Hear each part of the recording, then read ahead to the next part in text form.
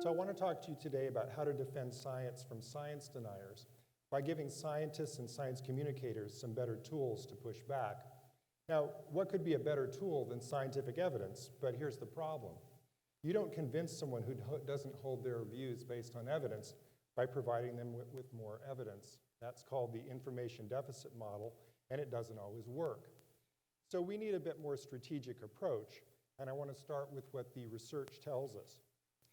Some people are quite worried about something called the backfire effect. You might remember this from a paper by Brendan Nine and Jason Riefler in 2010, and it purports to show that by presenting someone with contravening evidence, you can sometimes make things worse and cause them to double down on their mistaken beliefs. It's a perverse effect because by trying to refute someone, we might actually be making them more committed to their mistaken beliefs, which raises a really important question. Are we doing more harm than good by arguing with those who disagree with us?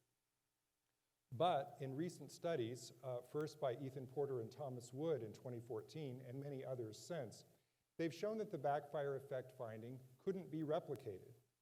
And that is great news because it means that you can't hurt anything trying to convince someone to give up their denialist beliefs. You may not succeed, but the worst that'll happen is that they're going to stay dug in. Your intervention isn't going to make their beliefs harden. In fact, the worst outcome would be if you don't try to change their minds at all and you just walk away. Over the summer of 2019, the journal Nature Human Behavior published a study by Cornelia Bache and Philip Schmid, which provided the first empirical evidence to show that we can fight back effectively against science deniers. And they showed us how. The study was done online with 1,770 subjects in the USA and Germany who were first exposed to incorrect scientific information and then immediately corrected. This is obviously a form of debunking, and they found that in a statistically significant number of cases, it worked in getting deniers to give up their false beliefs. But there are two ways of doing it. The first way is perhaps no surprise. It's called content rebuttal, and it's when you're a content expert and the subject is something on which you know the facts. If you're a climatologist and the subject at issue is climate change, go nuts, you got this. You won't necessarily get all of them, but as I said, in a statistically significant number of cases, this works. Now here's the really interesting part of the study, because what about the rest of us who aren't scientists? Here's where the study really helps, because there's a second strategy, which has to do not with the content of the denier's beliefs, but with the flawed reasoning scheme that's behind it. This is called technique rebuttal, and it's based on an original insight by Mark and Chris Hufnagel, later developed by cognitive scientists John Cook and Stephen Lewandowski, which shows that all science deniers follow the very same flawed blueprint. They cherry-pick evidence. They believe in conspiracy theories. They rely on fake experts and they denigrate real experts. They engage in illogical reasoning.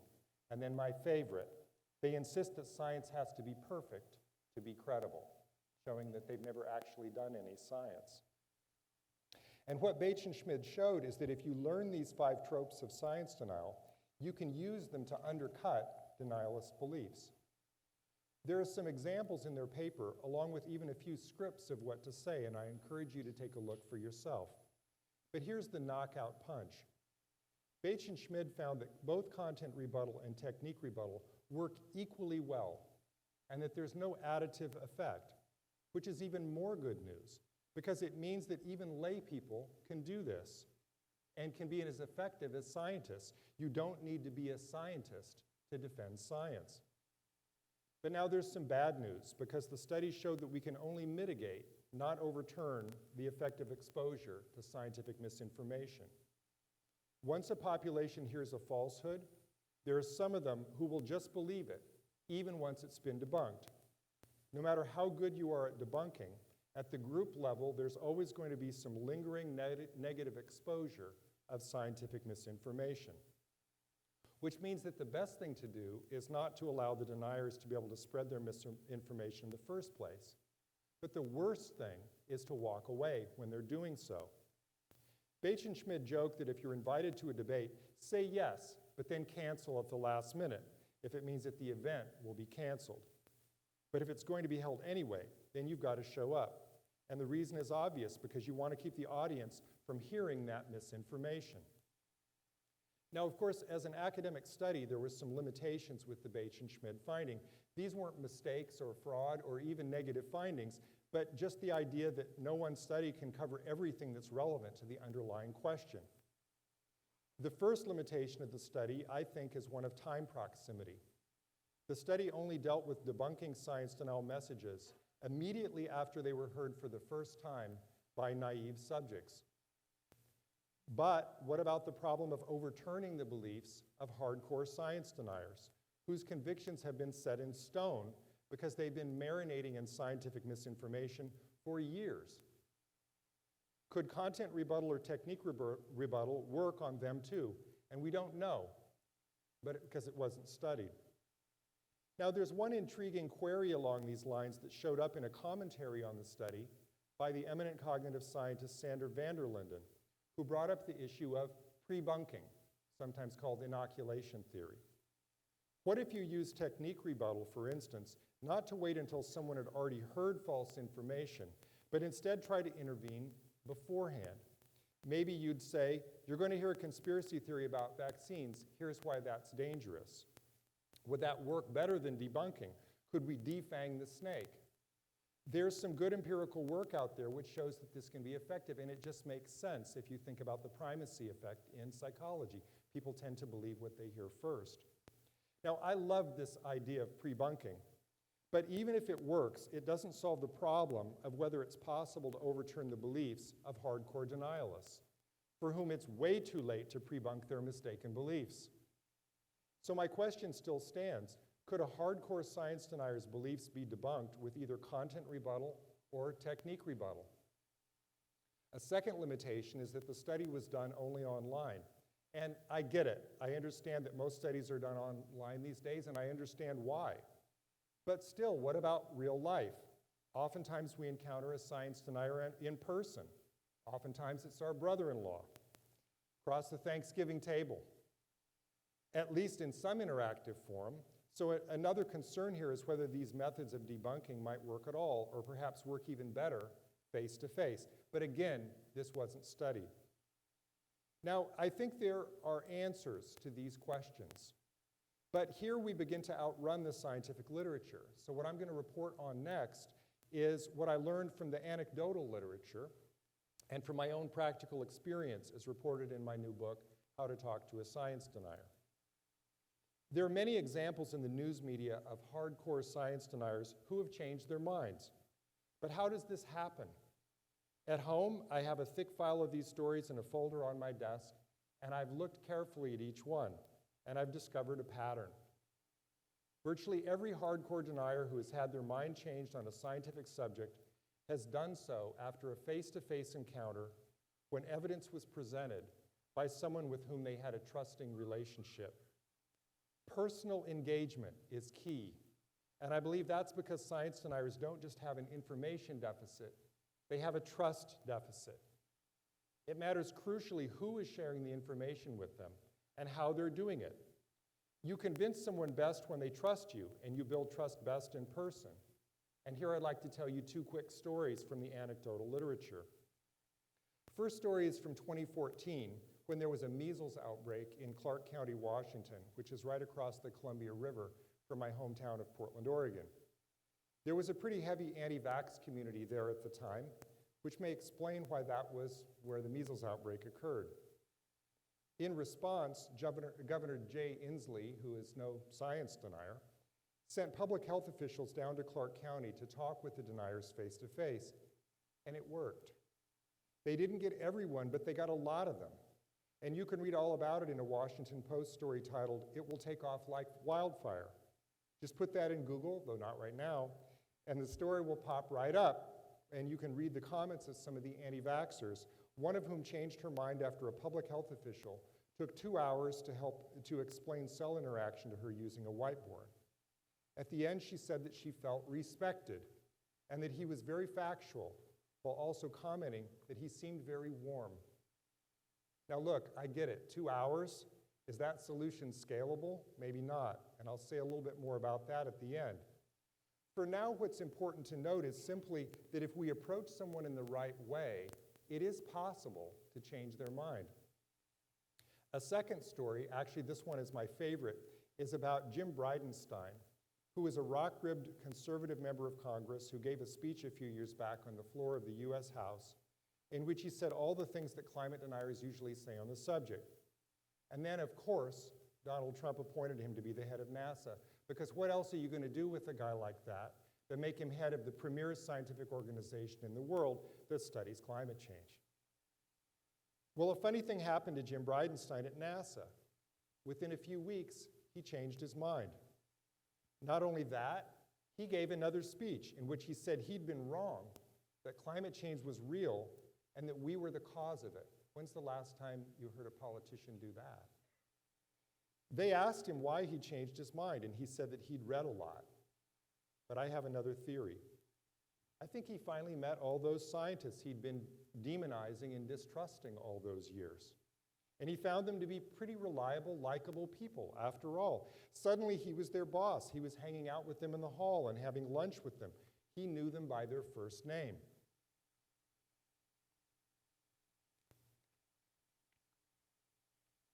As with the earlier example, I think it's the face-to-face encounters that built the trust that allowed his beliefs to change. What that shows, I think, is that even empirical beliefs can be tribal. We already know from the work of Jonathan Haidt, Dan Kahan, and others that belief is often shaped by issues of trust, identity, and values. Which community are you in? Does it include any scientists? If not, where are you getting your information from?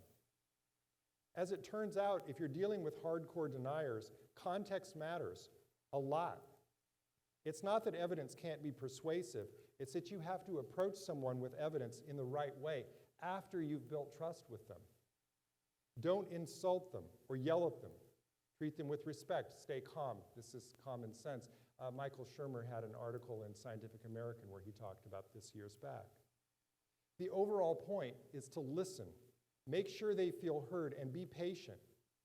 Even if you can't talk someone out of their beliefs, sometimes you can create a situation where they can talk themselves out of their beliefs. You can change minds if you take the other person seriously and engage with them and begin to have a dialogue. And here I'd like to tell you about one of my personal experiences. In November 2018, I went to a Flat Earth convention. I'll say that again. In November 2018, I flew out to Denver, Colorado, where I spent 48 hours at the Flat Earth International Conference with 650 people who believe that the Earth is flat, that Antarctica isn't a continent, but an ice wall spread out along the perimeter of the Earth to keep the water from falling off because they're not idiots. They believe that the sun, moon, and stars are very close to us, just outside a dome that covers the Earth. And in fact, we've never been to the moon because no rocket ship could get through the dome. They genuinely believe this. Now, I spent the first day, so I bought the ticket, I had the lanyard and the flannel shirt, I fit right in. And I spent the first day with my mouth shut. Actually, my jaw dropped a couple of times, but I didn't say much, I just listened. But then on the second day, I came out as a philosopher of science who just had a few questions, like Columbo just has a few questions. Now, I want to make it clear, I did not lie to anyone about who I was on the first day. The first thing that happened when I walked into register is somebody put his hand on my arm and said, you know, Lee, because it said Lee right there. He said, how did you get into flat Earth? And I said, well, it's fascinating. Yes, it is. Later in the day, somebody was talking to me and they got a little suspicious and he said, Lee, what are your personal beliefs? And I said, I'm a skeptic. And he said, me too. So I managed to get through the first day. We got to the second day, and then I told them who I was, and I was honest about it. I'm a philosopher of science. I don't believe in flat Earth. I'm not going to talk about Aristarchus. I'm not going to talk about Foucault's pendulum and all the stuff they had a cheat sheet for. I'm going to talk about how you're reasoning. And they thought it was great because they said they were going to convert me. Now, I caught a break here because to a person, all of the flat earthers I spoke with said that their views were not based on faith, but evidence. A good majority of them were evangelical Christians, but they would not maintain that their views were based on faith. They said it was evidence, and then in fact that they were more scientific and skeptical than the scientists. Now, I knew that didn't mean that I should just launch in and start presenting them with scientific evidence. For one thing, I'm not a scientist, can't do content rebuttal. For another, if they hadn't believed the evidence that had been around for the last 2,300 years, why would they suddenly believe it from me? That was just not going to work. They were conspiracy theorists. They thought that every scientist, teacher, astronaut, government official, and airline pilot was in on it, despite the fact that most of them had flown in with a pilot, so they trusted the pilot for that, despite the fact that they were live tweeting the event even though there was satellite traffic to get, I mean, just think about that for a minute. They already knew all of the standard evidence for around Earth, but they didn't trust the scientists who were sharing it. They thought that all of the evidence was flawed or corrupt. So instead of talking about the evidence, I talked about their reasoning. As a philosopher, I wanted to challenge how they were thinking about the role of evidence. My key question here was one that I catched from Karl Popper. What evidence, if I had it in my back pocket, would convince you to change your mind? And they couldn't answer this, and that was key. It made them think for a moment, and I was happy to just shut my mouth again and let them sit with that discomfort. They had said that their beliefs were based on evidence, but were they really? I was out there trying technique rebuttal before the Bache and Schmidt study had even come out, and in fact, maybe that's why I like the study so much, because confirmation bias apparently works for philosophers too. Anyway, my working theory was that flat Earth, and indeed all science denial, wasn't really based on evidence at all, but on identity and ideology. If so, this meant that no matter what the topic, all denialist reasoning was the same. So if I learned how to talk to a flat earther, I could use what I learned to talk to a climate denier or an anti-vaxxer as well. To me, flat Earth was a great chance to witness science denial in its most elemental form. Of course, I was also concerned with the fact that flat earthers use these conventions to recruit new members. When I was speaking to someone, we usually had an audience, and I didn't want to let any nonsense go unchallenged. Even if I didn't convince my conversation partner, maybe someone else would overhear me pushing back. But I also wanted to take a shot at reaching the hardest of the hardcore. So I liked to grab the speakers just after they came off stage, like this. My best conversation was with a guy who had just given a talk about how to recruit people into flat Earth. I waited for the crowd to thin a bit, then invited him to dinner, my treat, where we talked for 2 hours completely alone. He was a very intelligent guy. He was. And he understood my gambit immediately, and he wanted to say what would convince him. But every time he mentioned something like going up in a rocket, which couldn't be done, or flying over Antarctica, which he thought couldn't be done, he immediately took it back because he kept finding one conspiracy theory after another that would flummox it. And by the end, he was frustrated, and so was I. So what you all want to know at this point is, did it work? Neither he nor anyone else I talked to tore off their lanyard and said what a fool I was. But maybe that's not really surprising. They had 649 other people there to reinforce their views. And by the time someone comes to a convention like that, they're probably pretty hardcore themselves. And remember that most of my conversations were a one-off with a stranger. If I'd been smart, I would have followed up. I would have built a relationship, especially with the guy I took to dinner. But still, I hope that I made a difference. Hey, at least I showed up. By listening, I got some folks to listen back.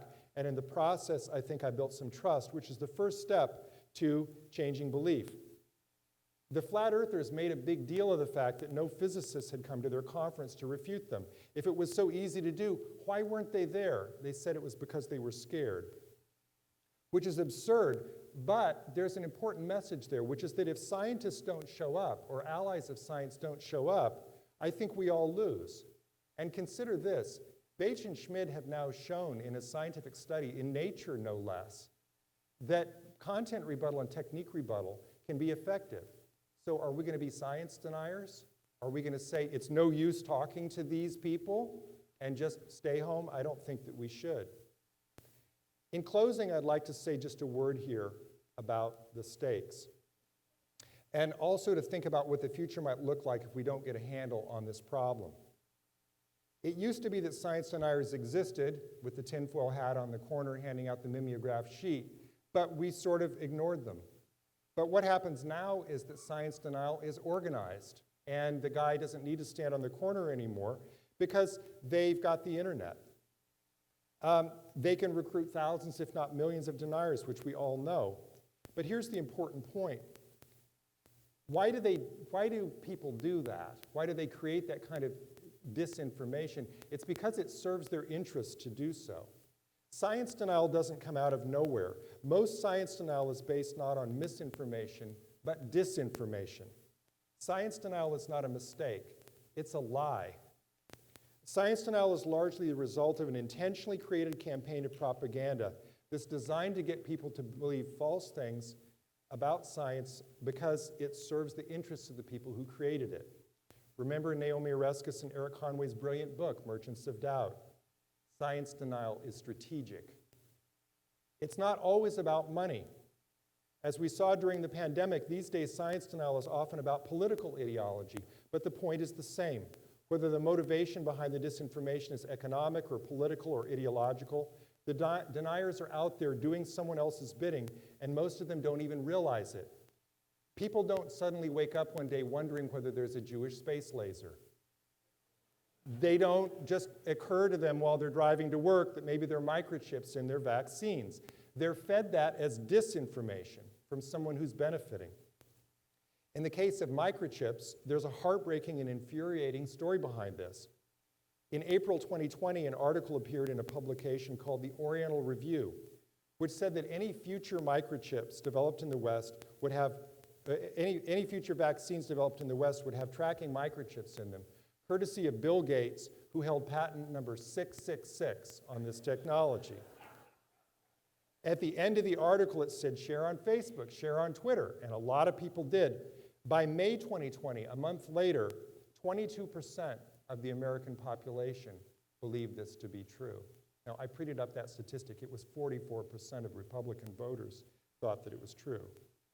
But now think about that for a moment. That's just 1 month after the story appeared, and it's 4 to 5 months before Johnson & Johnson or Pfizer or Moderna had any vaccine. But millions of people were already convinced that they were dangerous. Why?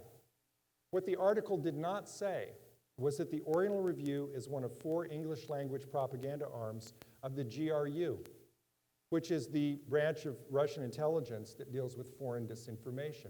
Russian trolls made up that story. How many of you knew that before I said it today? 4? I didn't break into CIA headquarters to find this, and neither did they. It was in the Wall Street Journal. But it was a one-day story behind a paywall, and it was never discussed, to my knowledge, on cable news. Ask yourself how many thousands of Americans, or maybe even all million who died of COVID, heard that story and it played some role for them. We'll never know. But if anything could give you empathy for science deniers and encourage you that it's worth your time to talk to them, realize this: most science deniers are victims. They're victims of someone else's lies that they believe as misinformation, but it starts as disinformation. But I want you to realize also that a secondary purpose of disinformation is to get the believers not to trust the truth tellers. That's another reason why it's important to talk to them, to break down that wall of distrust. As I see it, the problem with science denial is three-pronged. We have to think about who's creating the disinformation, who's amplifying the disinformation, and who's believing it. My book deals with the third problem, but I want to think more about the other two. How can we get somebody to stop creating disinformation? Maybe there's no way. How are you going to get the GRU to stop doing that? How can we keep it from being amplified on social media? That problem might not be as hard as we think. A while back, the Center for Countering Digital Hate found that 65% of the anti-vax propaganda on Twitter was created by just 12 people.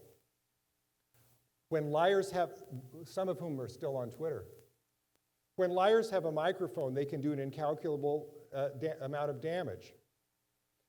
So let's think about what we could do to stop that. I recently heard Stephen Lewandowski make a proposal that made a lot of sense. The mis- and disinformation problem at social media companies may not require government regulation of content so much as a demand for transparency. Right now, the algorithms at Facebook and Twitter are black boxes. Who knows what lurks beneath them? And in what sense they're tweaking engagement costs us truthfulness, and we suspect that this is true, but who's seen the algorithms? If there was some way for academics and others outside researchers to get a look at them while shielding the private data of the users, maybe we could do something about this before a whistleblower came forward. But there are other things I think we can do as well. The goal of SciCop is to debunk and expose people who make outrageous, non-evidential claims. And that's a tremendous public service. But is it enough? Do we just want to be right, or do we want to keep more people from getting duped in the first place? Most of the charlatans surely know that they're cheating. Their minds can't be changed because they don't really believe in telepathy or dowsing or astrology in the first place. They're just making a buck or seeking fame, and maybe that's why it's so delicious to expose them. But what about the people who believe them? We might reach them by poking holes in the claims of the people who've been lying to them, especially if we do it in public. But as we've seen, some are so far down the rabbit hole that merely providing them with the evidence may not be sufficient to change their mind or to keep them from falling for the next scam the next time. 50 years ago, most people trusted scientists, even if they didn't always understand how science worked. But now many people don't. That is, they don't trust scientists. They still don't understand how science works. And I think that part of that has to rest with us, with scientists and with science communicators, and whether we've done enough to fight back against not only the disinformers' goal of providing false content, but their twin goal, which is raising doubt about whether we should trust the scientists. Think of what they did to poor Dr. Fauci. The goal of disinformation is not just to get you to believe something false, it's to undermine the very process by which scientific theories are built in the first place. I'd like to see a public education campaign built around the idea that the special epistemic status of science is due not to the authority of scientists, but the authority of evidence. We all know this. I think the public needs to know this. To make a scientific claim is to be willing to change one's mind on the basis of new evidence. This is why the work of SciCop is so important.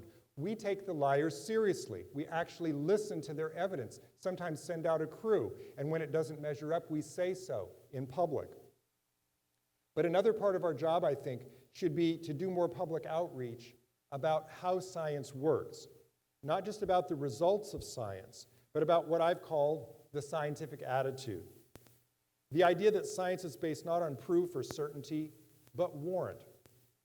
That what it means to be a scientist is to be able to admit in advance that one's theory could be overturned if the evidence were sufficient, and then to specify exactly what that evidence would be. By the way, people talk about scientific method as if there were some recipe or formula by which you could observe, hypothesize, predict, test, go back to the beginning, that you would get truth at the other end. The thing that I think really makes science special is not a procedure or a method, but the attitude that scientists have. The attitude that I care about evidence, and I'm willing to change my mind based on new evidence. That is a really incredible thing.